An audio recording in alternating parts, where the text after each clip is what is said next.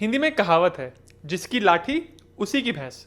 इसका एक English counter part भी है जिसको कहते हैं माइट इज राइट।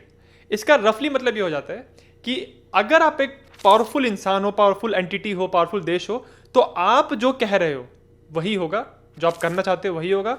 बाकी कोई कुछ भी कहे, कुछ भी एक्शन करे, उसका कोई मतलब नहीं है। इतिहास में ऐसा बहुत बार हुआ है जब किसी एक पावरफुल कंट्री ने किसी एक छोटे कंट्री को या फिर किसी एक कमजोर कंट्री पे हमला किया और अपने रीजंस को जस्टिफाई कर लिया। यानी चाहे कोई और देश, कोई और पार्टी कुछ भी कहे, पर हमको ये सही लग रहा है, हम ये करेंगे। और जब हमला किया तो ये कह के किया कि हम उस देश की सरकार से नाराज हैं, उनके खिलाफ, उनको हम हटाना चाहते हैं। हम उस देश की जनता के तो साथ हैं, उस जनता की हम हेल्प करना चाहते हैं। जिस घटना की हम बात करेंगे इस वीडियो में वो यूएस से रिलेटेड है। अब यूएस दुनिया के सबसे पावरफुल देशों में से एक है, तो ये जाहिर सी बात है कि वो कहीं ना कहीं, कैसे ना कैसे दूसरे देशों के कॉन्फ्लिक्ट्स में इन्वॉल्व हो ही जाते हैं। पर यह घटना तब की है जब यूएस इन्वॉल्व हुआ था अपने एक छोटे से पड़ोसी देश के साथ, जिसका नाम क्यूबा है। और जब हम क्यूबा और यूएस की बात करते हैं तो जनरली दिमाग में आता है बे ऑफ पिग्स इन्वेजन या फिर दिमाग में आता है क्यूबन मिसाइल क्राइसिस। अब ये दोनों घटनाएं 20th सेंचुरी की थी, पर जिस घटना की मैं बात करने वाला हूं वो इन दोनों घटनाओं से बिल्कुल अलग है और इनसे बहुत पहले हुई थी। ऐसा भी कहा जा सकता है कि जिस घटना की मैं बात करने वाला हूं वही वो पहली घटना थी जिसके बाद से यूएस और क्यूबा के बीच में जो तालमेल कह लीजिए, लड़ाई झगड़ा है, उसी के बाद से शुरू हुआ। मतलब ये दोनों चट्टे बट्टे बने इस घटना के बाद, और आगे जाके इन्हीं दोनों देशों के बीच में फिर बे ऑफ पिग्स इन्वेजन हुआ था, जो कि अमेरिका ने कोशिश की थी, वो फेल हुआ था। और उसके बाद क्यूबन मिसाइल क्राइसिस हुआ था, यूएसएसआर और यूएस के बीच में टेंशन हुई थी। ये दोनों घटनाएं बहुत रोचक हैं और अगर आप वर्ल्ड हिस्ट्री में, मिलिट्री हिस्ट्री में इंटरेस्ट रखते हैं तो ये दोनों घटनाएं आपको पता होनी ही चाहिए। मैंने इन दोनों घटनाओं के बारे में वीडियो बनाए हैं, लिंक आपको डिस्क्रिप्शन में मिल जाएंगे। पर इस वीडियो में हम बात करेंगे यूएस और क्यूबा के बीच में जो पहला मेजर कन्फ्रंटेशन हुआ था, जो इन्वॉल्वमेंट हुआ था, जिसकी वजह से यूएस और स्पेन के बीच में लड़ाई हुई, जिसको हम स्पेनिश यूएस वॉर या यूएस स्पेनिश वॉर कहते हैं। उसके बारे में हम बात करेंगे, शुरुआत कैसे हुई इसकी और क्यों यूएस यूरोप के एक देश स्पेन से उलझ गया। इन सब बातों के बारे में डिटेल में इस वीडियो में हम बात करेंगे। कहानी शुरू होती है साल 1895 से, यानी 19th सेंचुरी के बिल्कुल एंड में आ गया। ये उस टाइम की बात है जब क्यूबा के ऊपर स्पेन की गवर्नमेंट ने कंट्रोल बना के रखा था। और क्योंकि स्पेन की कॉलोनी थी क्यूबा, तो जैसा एक कॉलोनियल पावर अपनी कॉलोनीज की याद करती है, स्पेन की गवर्नमेंट ने, स्पेन के लोगों ने क्यूबा के लोगों के नाक में दम करके रखा था। क्यूबा की जनता को, वहां की इंडस्ट्रीज को पूरा निचोड़ के अपने फायदे के लिए स्पेनिश गवर्नमेंट इस्तेमाल कर रही थी। तो जाहिर सी बात है कि क्यूबा की पॉपुलेशन का एक्सप्लॉयटेशन हो रहा था, वहां की इंडस्ट्रीज तबाह हो रही थी। स्पेशली क्यूबा की जो शुगर इंडस्ट्री थी उसका बहुत नुकसान हो रहा था। और स्पेनिश गवर्नमेंट ने रूल्स ऐसे बना के रखे थे, पॉलिसी जैसी बनाई थी, जिससे सारा फायदा जो है वो स्पेनिश बिजनेसेस को, स्पेनिश एंटिटीज को, स्पेनिश गवर्नमेंट को मिल रहा था और क्यूबा के लोग सिर्फ सताए जा रहे थे। और एक और जो जाति की थी, जो जनरली कॉलोनियल पावर्स करती हैं, कि जो स्पेन के अंदर गवर्नमेंट थी, जो स्पेन में बैठ के क्यूबा के लिए कानून बना रहे थे, उस गवर्नमेंट में क्यूबा का पार्टिसिपेशन, उनका रिप्रेजेंटेशन नहीं था। यानी जिसके लिए कानून बनाए जा रहे हैं उसका कोई से, उसका कोई कहना ही नहीं है कानून बनाने के प्रोसेस में, जो कि एक बहुत बड़ी रिक्वायरमेंट होती है अगर आप एक डेमोक्रेटिक कंट्री, एक ऐसी कंट्री बनाना चाहते हैं जहां पे लोगों की बात सुनी जाए। तो जैसा जनरली एक कॉलोनी में होता है, जब वहां के लोग सताए जाते हैं तो जनता जो है वो उनकी कॉलोनियल पावर के अगेंस्ट विद्रोह करती है।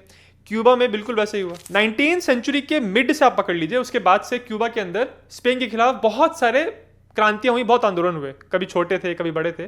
पर जब इन आंदोलन ने जोर पकड़ा वो है 1895, जहां से हमारी स्टोरी स्टार्ट हुई है। 1895 में ये आंदोलन इतना जोर पकड़ लिया था कि इसको कुचलने के लिए अब स्पेनिश गवर्नमेंट ने एक्सट्रीम स्टेप्स लिए।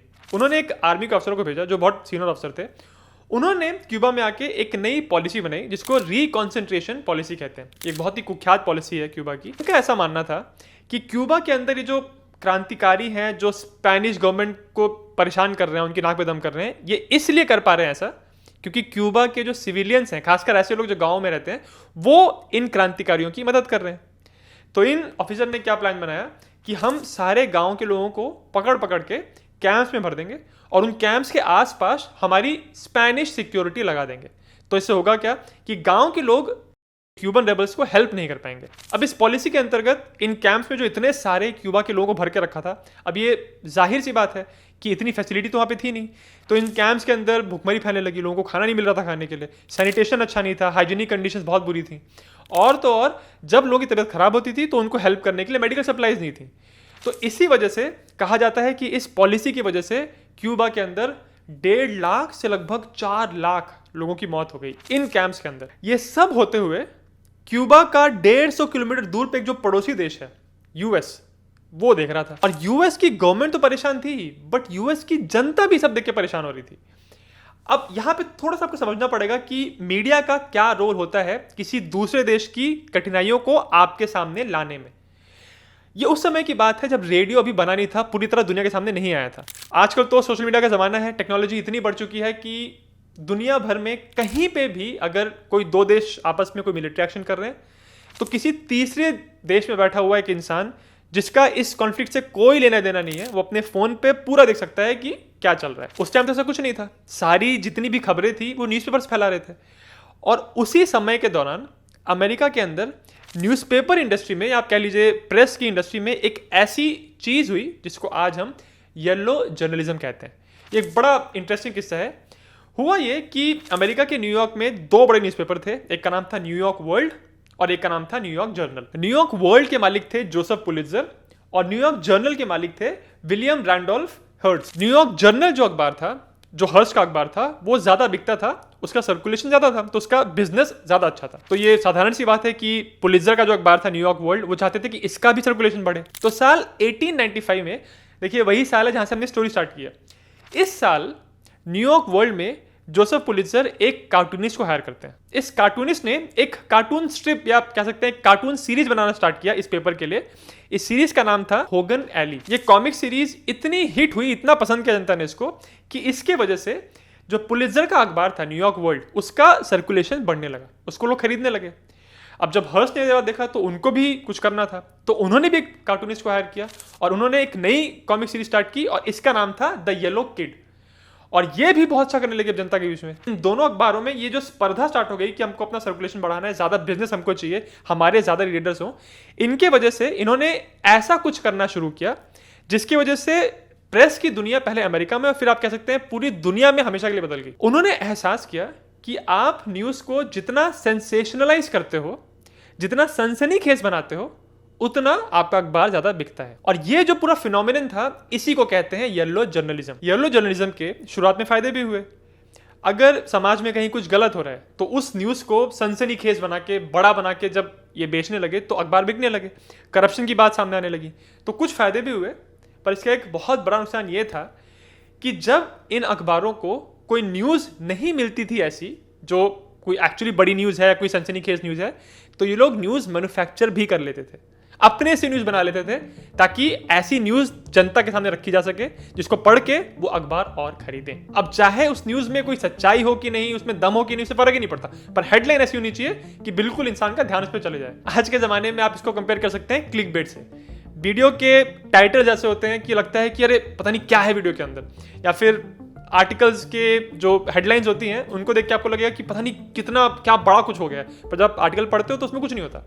बिल्कुल वही चीज वो लोग उस समय करने लग गए थे। अब नेचुरल सवाल ये आता है मन में कि येलो जर्नलिज्म का क्यूबा में जो स्ट्रगल चल रहा था उससे क्या कनेक्शन है?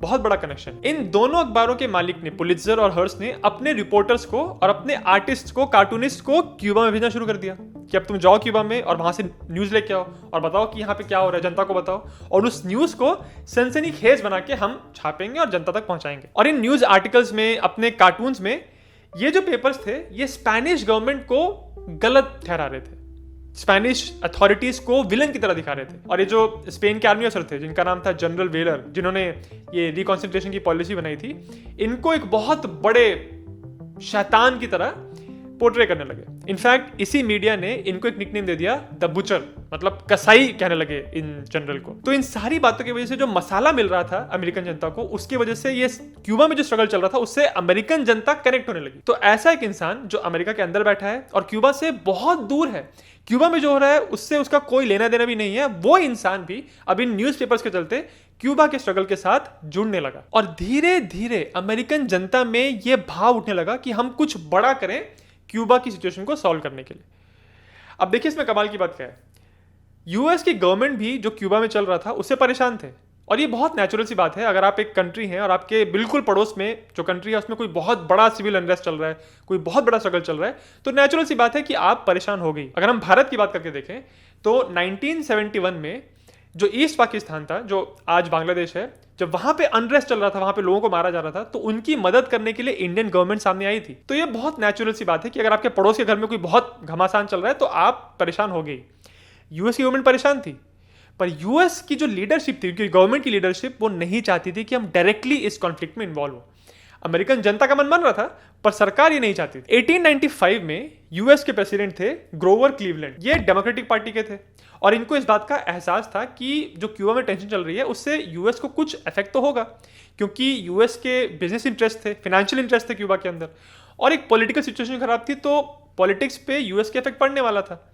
पर वो फिर भी ये कह रहे थे कि हमको पीसफुली किसी ना किसी तरह से क्यूबा की मदद करनी चाहिए, पर हम डायरेक्टली इन्वॉल्व नहीं होंगे। जब यूएस की गवर्नमेंट में कुछ लोग ये बात कहने लगे कि हमको वॉर कर लेना चाहिए स्पेन के साथ, तो यूएस प्रेसिडेंट ने इसको सिरे से नकार दिया। उन्होंने कहा हम वॉर तो बिल्कुल नहीं करेंगे, हमको इतना इन्वॉल्व होने की क्या जरूरत है। उनका ये कहना था कि यूनाइटेड स्टेट्स एक आइडियल देश की तरह दुनिया को नजर आना चाहिए, हम किसी दूसरे देश के मामले में डायरेक्टली इन्वॉल्व नहीं होंगे, हम जिसकी लाठी उसकी भैंस वाला काम नहीं करेंगे, हम माइट इज राइट वाला काम नहीं करेंगे, हम पीसफुली, अगर कोई हमारी मदद चाहता तो हम पीसफुली इसकी मदद करेंगे। फिर जब क्लीवलैंड की प्रेसिडेंसी खत्म हुई 1897 में, एक दूसरे प्रेसिडेंट आए, ये रिपब्लिकन प्रेसिडेंट थे, इनका नाम था विलियम मैकिनली। इन्होंने जब पहली बार प्रेसिडेंट बनने के बाद जनता को भाषण दिया, उस भाषण में इन्होंने कहा कि क्यूबा में जो चल रहा है वो हमारे लिए एक बहुत बड़ी टेंशन की बात है। इनको देख के ऐसा लग रहा था कि ये वॉर करेंगे अब स्पेन के साथ, पर इन्होंने भी ये कहा कि हम वॉर के पक्ष में नहीं है, और इन्होंने ये कहा कि मैंने स्पेन में अपने एक मिनिस्टर को भेजा है, वो स्पेन की गवर्नमेंट से बात करेगा, उनको समझाएगा कि आप ये जो आपने बचा के रखा है क्यूबा के अंदर, आपने सिविलियंस को इतना परेशान करके रखा है, वो आप बंद करिए, कुछ चेंजेस लेके आइए। और उसके कुछ समय के बाद प्रेसिडेंट ने जनता को यह भी बताया कि हमारे जो मिनिस्टर गए हैं स्पेन की गवर्नमेंट से बात करने के लिए, उनको स्पेन की गवर्नमेंट ने पॉजिटिव रिस्पॉन्सेज दिए हैं। उन्होंने वादा किया है हमारे मिनिस्टर से कि हम क्यूबा के अंदर कुछ पॉलिटिकल रिफॉर्म्स लेके आएंगे, और अगर हम कोई मिलिट्री एक्शन करते हैं क्यूबा के अंदर तो हम उसको ह्यूमेन तरीके से करेंगे, मतलब हम मानवीय अधिकारों का उल्लंघन नहीं करेंगे, हम लोगों को इतना परेशान नहीं करेंगे, ऐसा स्पेन की गवर्नमेंट ने वादा किया है। परंतु ये बात है 1897 की, और इस टाइम तक येलो जर्नलिज्म ने अपना काम कर दिया था।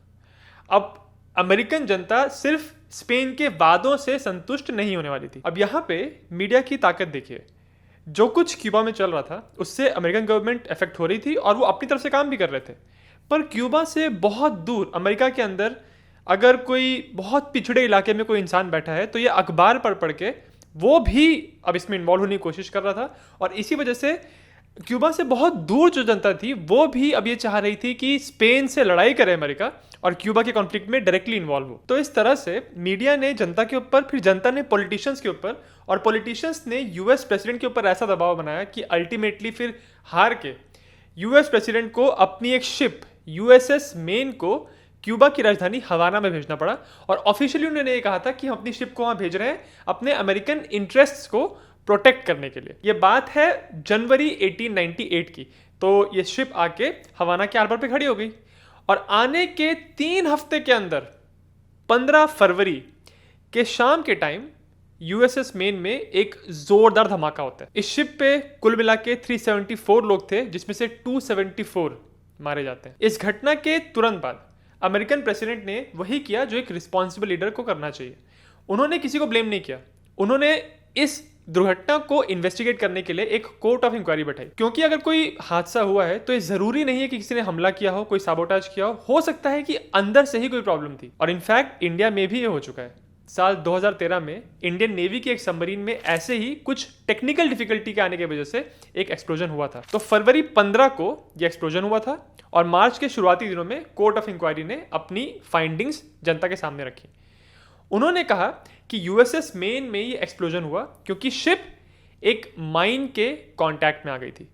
माइन एक तरह का नेवल वेपन होता है, एक तरह का अंडर वाटर बॉम्ब होता है जो तब एक्सप्लोड करता है जब कोई शिप इसके बहुत नजदीक आ जाती है या फिर इसके कांटेक्ट में आ जाती है। अच्छा, अब इंटरेस्टिंग बात यह है कि कोर्ट ऑफ इंक्वायरी ने यह तो कहा कि इसका एक्सप्लोजन माइन की वजह से हुआ है, पर यह नहीं कहा कि वो माइन वहां पे आई कैसे, किसने वो माइन लगाई। ये साबोटाज का केस है कि कोई और कुछ एक्सीडेंट है। तो ये जब कंफर्म हो गया कि माइन से एक्सप्लोजन हुआ है, तो उसके बाद अब 3 पॉसिबिलिटी सामने आती हैं। पहली पॉसिबिलिटी ये है कि ये माइन स्पेनिश फोर्सेस ने लगाई थी, यानी क्यूबा के अंदर जो स्पेनिश गवर्नमेंट थी उनके जो लोग क्यूबन रेबल से लड़ाई कर रहे थे उन्होंने ये माइन लगा दी ताकि यूएस यहां से पीछे हट जाए। दूसरी पॉसिबिलिटी ये है कि ये माइन लगाई थी प्रो स्पेनिश लोगों ने, मतलब ऐसे लोग जो क्यूबा में रहते थे, क्यूबा के रहने वाले थे, पर वो चाहते थे कि स्पेनिश गवर्नमेंट का कंट्रोल यहाँ पे बना रहे, और उनका भी रीजन सेम था। वो नहीं चाहते थे कि यूएस यहाँ पे इंटरवीन करे, हमारे मामलों में दखल दे और वो बाहर निकल जाए, इसलिए माइन लगाई। तीसरी पॉसिबिलिटी थी कि ये माइन लगाई थी खुद क्यूबन रेबल्स ने, मतलब वो लोग जो क्यूबा की स्वतंत्रता के लिए लड़ाई कर रहे थे और वो चाहते थे कि यूएस उनको सपोर्ट करे, पर क्योंकि यूएस डायरेक्टली सपोर्ट करने से पीछे हट रहा था, तो ये धमाका करके वो यूएस को स्पेनिश गवर्नमेंट के अगेंस्ट भड़काना चाह रहे थे। इस वजह से उन्होंने इस जहाज पे हमला किया। पर क्योंकि कोर्ट ऑफ इंक्वायरी ने ये तो बता दिया था कि माइन से एक्सप्लोजन हुआ है, पर ये नहीं बताया था कि ये माइन कहाँ से आई, इसका रीज़न क्या है, ये एक्सटर्नल साबोटाज हुआ है, ये सब नहीं कहा। इस वजह से यूएस प्रेसिडेंट के सामने ये एक बहुत बड़ा चैलेंज था कि कैसे कांग्रेस के सामने ये कहा जाए कि हमको स्पेन पे वॉर डिक्लेयर कर देना चाहिए, क्योंकि अगर आप स्पेन पे वॉर डिक्लेयर करना चाह रहे हो तो आपको बताना पड़ेगा कि स्पेन ने हमारी शिप पे हमला किया, इसलिए हम उन पे वॉर डिक्लेयर करेंगे। क्योंकि कोर्ट ऑफ इंक्वायरी ने नहीं कहा था कि स्पेन ने हमला किया है, इस वजह से डिक्लेरेशन ऑफ वॉर इतना स्ट्रेट फॉरवर्ड नहीं था। अब एक बहुत रोचक बात यह है कि ये जो धमाका हुआ था शिप के ऊपर, इसका एक और रीजन हो सकता था, और वो रीजन था इंटरनल प्रॉब्लम।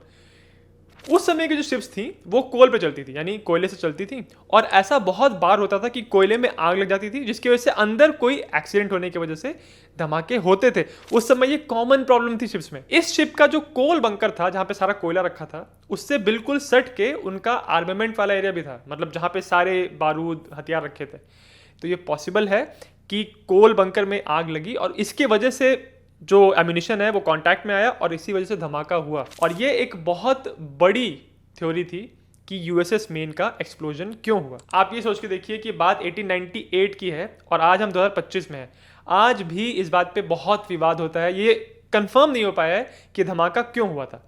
कुछ लोग ये मानते हैं कि ये माइन से एक्सप्लोजन हुआ था, कि एक्सटर्नल कोई फैक्टर इसमें इन्वॉल्व था, और कुछ लोग ये मानते हैं कि ये इंटरनल एक एक्सीडेंट था। पर इस एक इंसिडेंट ने फिर यूएस की जो पॉलिसी थी स्पेन की तरफ और क्यूबा की तरफ, उसको पूरी तरह बदल दिया। देखिए आगे क्या होता है। अब चूंकि ऑफिशियल इंक्वायरी के बाद स्पेन को ब्लेम नहीं किया गया था, इसी वजह से यूएस प्रेसिडेंट ने डायरेक्टली स्पेन के ऊपर वॉर डिक्लेयर नहीं किया, जो कि एक रिस्पॉन्सिबल बात थी। उन्होंने जो यूएस के एम्बेसडर थे स्पेन के अंदर, उनको इंस्ट्रक्शंस भेजे, उनको कहा कि आप स्पेन की गवर्नमेंट से बात करिए, और कुछ शर्तें दी उनको। 26 मार्च 1898 को उस एम्बेसडर के पास एक टेलीग्राम गया यूएस से। इसमें कुछ शर्तें लिखी हुई थी जो यूएस गवर्नमेंट चाह रही थी कि स्पेनिश गवर्नमेंट माने। पहली शर्त ये थी कि स्पेनिश गवर्नमेंट ने जो रिकॉन्सेंट्रेशन पॉलिसी बना के रखी है क्यूबा के अंदर, जिसमें वो गांव के लोगों को भर भर के ऐसे कैंप्स में डाल के रखा है, वहां पे बहुत बुरी कंडीशंस हैं, उनकी हालत बहुत खराब हो रही है, उस पॉलिसी को खत्म किया जाए। दूसरी कंडीशन ये थी कि क्यूबन रेबल्स और स्पेनिश ऑफिशियल्स को मिल के बातें करनी चाहिए, पीस टॉक्स करनी चाहिए, और 1 अक्टूबर 1898 तक आपको फैसला कर लेना चाहिए कि यहां पे आप क्या करोगे। यदि आप ये फैसला नहीं कर पाते हो, किसी नतीजे पे नहीं पहुंच पाते हो, तो फिर यूएस बीच में आएगा और फिर यूएस आप लोगों के लिए फैसला करेगा। और ये भी एक कंडीशन थी जो कि पहली कंडीशन से जुड़ी हुई थी कि जब तक 1 अक्टूबर तक आपकी पीस टॉक्स हो रही है, तब तक स्पेनिश गवर्नमेंट और क्यूबन रेबल्स के बीच में सीज फायर होना चाहिए, ताकि आपस में लड़ाई ना हो, इतनी हिंसा ना हो। साथ ही अमेरिकन गवर्नमेंट स्पेनिश गवर्नमेंट को विश्वास भी दिला रही थी कि अगर आपने ये शर्तें मान ली तो क्यूबन रेबल्स को हम इन शर्तों को मनवा लेंगे। इन सारी बातों से साफ दिख रहा था कि यूएस गवर्नमेंट ये सब होने के बाद भी स्पेनिश गवर्नमेंट से लड़ाई नहीं करना चाहते थे। तो जब स्पेन की गवर्नमेंट के सामने ये सारी शर्तें आई तो उन्होंने कहा ठीक है। पहली चीज उन्होंने अपने गवर्नर जनरल को कहा कि रिकॉन्सेंट्रेशन की पॉलिसी खत्म करो और लोगों को उनके गांव वापस भेजो। दूसरी और ज्यादा बड़ी बात, क्यूबा के अंदर जो आर्मी के कमांडर थे स्पेन के, उन्होंने 9 अप्रैल को रेबल्स के साथ एक सीज फायर पे साइन कर लिया, उन्होंने कहा कि ठीक है, हम लड़ाई बंद कर देते हैं। तो कुल मिला के बात ये हुई कि स्पेनिश गवर्नमेंट ने उन सारी शर्तों को ऑलमोस्ट मान लिया जो शर्तें अमेरिकन गवर्नमेंट ने रखी थी इस क्यूबा के स्ट्रगल को खत्म करने के लिए। तो जाहिर सी बात है कि चलो सब शांत हो गया, सब शर्तें मान रहे हैं, तो बात खत्म नहीं, बात खत्म नहीं हुई है। क्योंकि दूसरी तरफ जो मैंने आपको येलो जर्नलिज्म की बात की थी वो पूरी अपनी ऊंचाई पे चल रहा था। यूएस की जनता भड़क रही थी इन अखबारों में क्यूबा में जो हरकतें हो रही थी उनके बारे में पढ़ पढ़ के। और जब से यूएसएस मेन का हादसा हुआ था उसके बाद चाहे कोर्ट ऑफ इंक्वायरी ने किसी स्पेनिश एजेंसी को या स्पेनिश गवर्नमेंट को ब्लेम नहीं किया था, पर इन अखबारों ने पूरी तरह स्पेन को इस हादसे के लिए ब्लेम कर दिया था। अमेरिका की अखबार न्यूयॉर्क वर्ल्ड, न्यूयॉर्क जर्नल ऐसी न्यूज़ छाप रहे थे, ऐसी हेडलाइंस बना रहे थे सनसनीखेज बना के कि ये जो हादसा हुआ है यूएसएस मेन में, ये एक्सप्लोजन एक माइन की वजह से ही हुआ है और ये माइन लगाई है स्पेन के लोगों ने। तो ये हम पे यानी अमेरिकन जनता के ऊपर डायरेक्टली हमला है स्पेन का। ऐसी भड़काने वाली हेडलाइंस छाप रहे थे वो लोग। एक बहुत फेमस हेडलाइन थी स्पेन गिल्टी, मतलब सीधे उन्होंने बोल दिया था कि स्पेन गिल्टी है, जबकि ये चीज ऑफिशियली प्रूव नहीं हुई थी। उसकी फोटो भी आपको स्क्रीन पे दिख रही होगी। और इसी सब के दौरान अमेरिका में एक नारा बन गया, remember the Maine to hell with Spain. ये जो न्यूज़पेपर में छप रही थी, इन सब की वजह से यूएस की जनता के मन में जो वॉर की फीलिंग है स्पेन के अगेंस्ट वो प्रबल होती चली गई। और इसकी वजह से फिर पॉलिटिशियंस ने यूएस प्रेसिडेंट के ऊपर जोर डालना शुरू किया।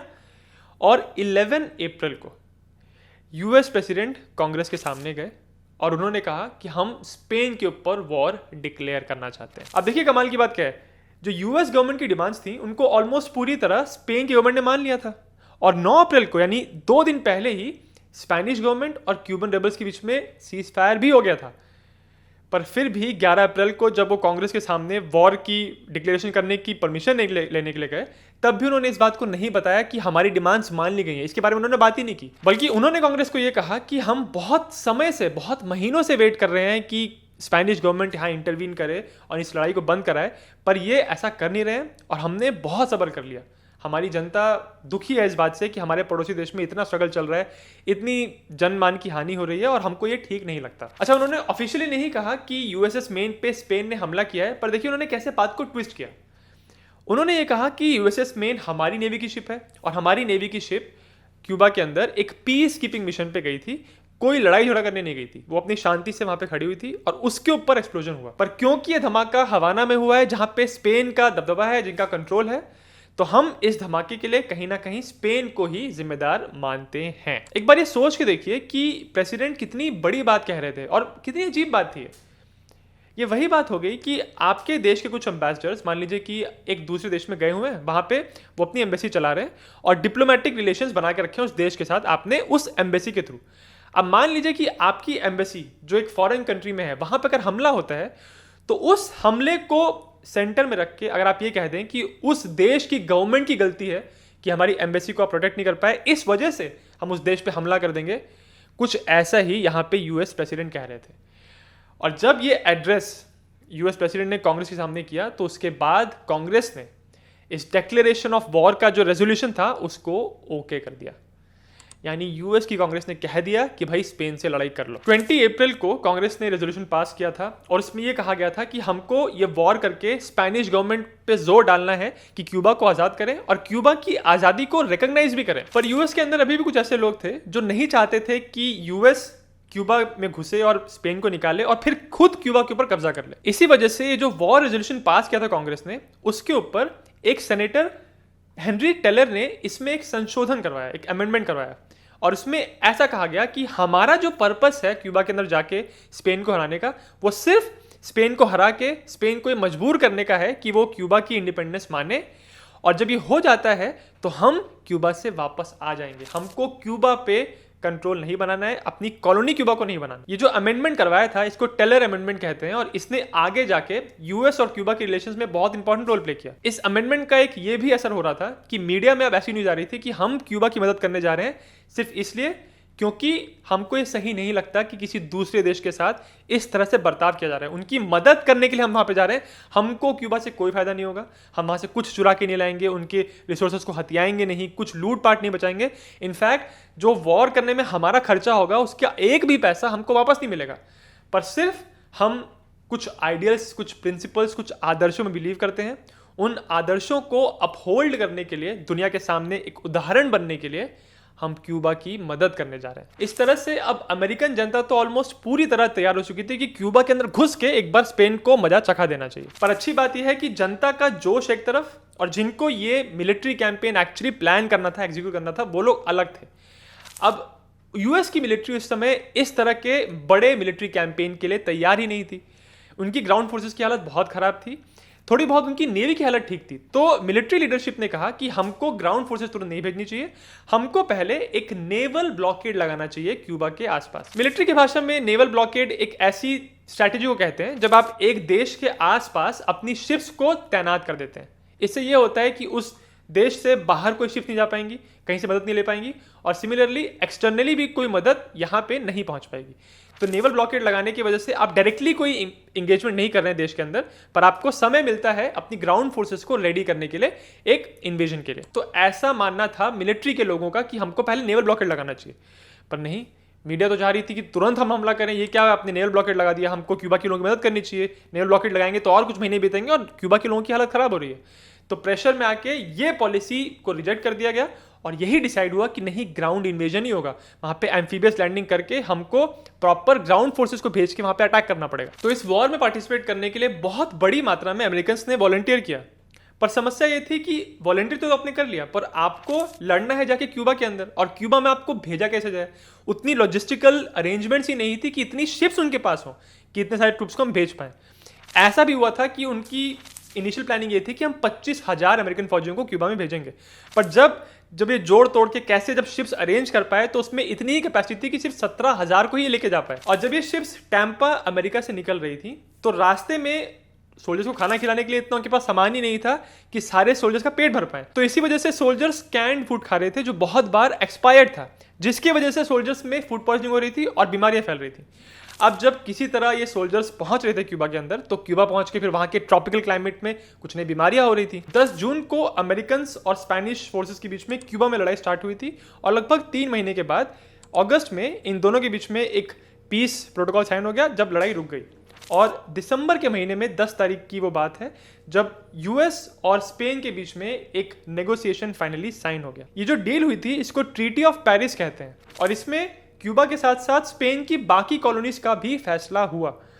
पहली जो सबसे बड़ी बात यहां से निकल के आई वो ये थी कि क्यूबा के ऊपर अब स्पेन का कंट्रोल नहीं होगा, अब क्यूबा में यूएस का मिलिट्री ऑक्यूपेशन होगा, और तब तक होगा जब तक क्यूबा अपनी गवर्नमेंट खुद नहीं बना लेती है। और देखिए, मैंने आपको टेलर अमेंडमेंट के बारे में बताया था, जब कांग्रेस ने इस बात को ओके किया था कि यूएस की फोर्सेस अब लड़ाई करेंगी स्पेन के साथ, तो उसमें संशोधन ये हुआ था उस रेजोल्यूशन में कि हम सिर्फ तब तक लड़ाई करेंगे जब तक स्पेन क्यूबा की इंडिपेंडेंस को ना मान ले, उसके बाद हम क्यूबा को अपने हाल पे छोड़ देंगे और क्यूबा अपनी गवर्नमेंट फिर खुद बनाएंगे। तो इसी वजह से यूएस ने क्यूबा को अपनी कॉलोनी नहीं बनाया, परंतु जो स्पेन की बाकी कॉलोनीज थी इस एरिया में और पैसिफिक एरिया में, उसके ऊपर यूएस ने कहीं ना कहीं से दबाव डाला।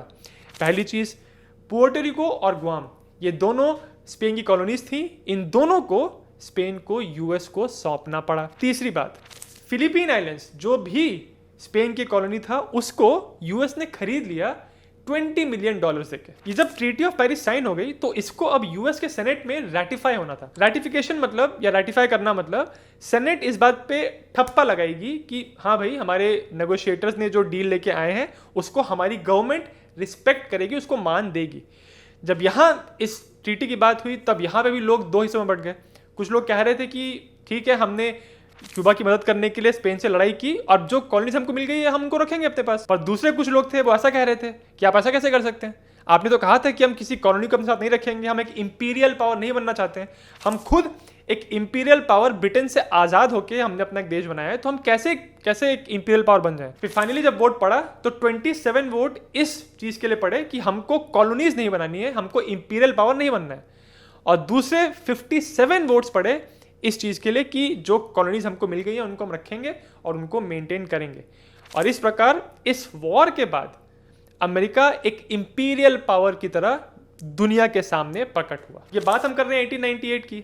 इसके अगले साल 1899 में जो स्पेन की कुछ बची कुची कॉलोनीज थी पैसिफिक के अंदर, उन कॉलोनीज को भी उसने उठा के जर्मनी को बेच दिया। ये बहुत छोटे छोटे एरियाज थे, northern Mariana islands, Carolina islands और पलाऊ।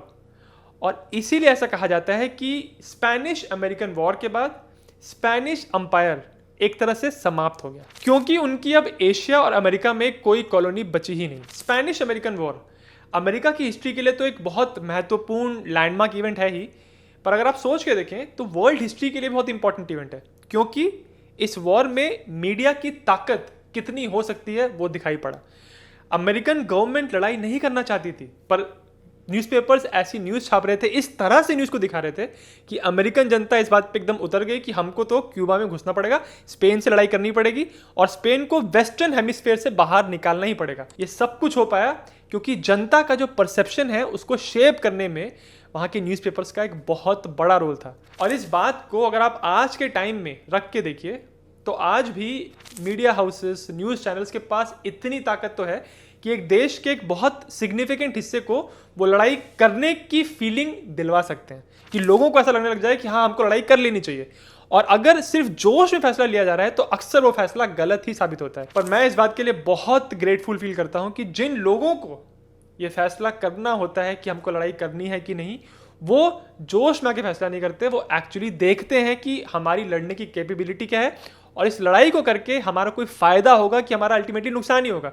इन सारी बातों को देख के एक वॉर किया जाता है। इसीलिए बार बार ये मैं कहता हूं कि वॉर कोई बच्चों का खेल नहीं है कि आपने जाके, आपको गुस्सा आ गया तो आपने जाके लड़ाई कर ली किसी से। इतना आसान नहीं होता, बहुत सारी चीजें सोचनी पड़ती हैं और इसी वजह से मीडिया का रोल बहुत इंपॉर्टेंट हो जाता है एक वॉर के पहले, और उतना ही इंपॉर्टेंट होता है वॉर के दौरान। अमेरिका जब ब्रिटेन से अलग हुआ था तब उनके पास सिर्फ 13 कॉलोनीज थी, बहुत छोटा सा एरिया था वो, पर कैसे धीरे धीरे वो बाकी टेरिटरीज को अपने साथ जोड़ते चले गए। 1804 में जो अमेरिका ने सबसे बड़ी लैंड डील की थी वो की थी नेपोलियन के साथ, फ्रांस के साथ, और इस डील को कहते हैं लुइसियाना परचेज। फिर 1845 में यूएस ने मेक्सिको के साथ एक लड़ाई की और इस लड़ाई के बाद उन्होंने टेक्सास को आज़ाद कराया और फिर टेक्सास को अपने साथ मिलाया, एक स्टेट बनाया यूएस का। उसके बाद 1867 में उन्होंने रशिया से एक डील करके अलास्का की रीजन को खरीदा और फिर अलास्का को भी एक स्टेट बनाया। तो इस तरह से चाहे लड़ाई करके चाहे खरीद के यूएस ने टेरिटरीज को अपने साथ जोड़ा और आज यूएस के अंदर 50 स्टेट्स हैं और इतना बड़ा देश है यूनाइटेड स्टेट्स। तो ये जो 3 मेन घटनाएं हैं जिसमें बहुत सारा लैंड यूएस ने ऑक्यूपाई किया, लुइसियाना परचेस हो गया, टेक्सास का एनेक्सेशन हो गया और अलास्का का परचेस, इन तीनों घटनाओं के ऊपर मैंने अलग अलग वीडियोस बनाए हैं। उन तीनों का लिंक इस वीडियो के डिस्क्रिप्शन में आपको मिल जाएगा। और अगर आपको वीडियो अच्छा लगा तो मेरे चैनल जिज्ञासियम को सब्सक्राइब जरूर करें।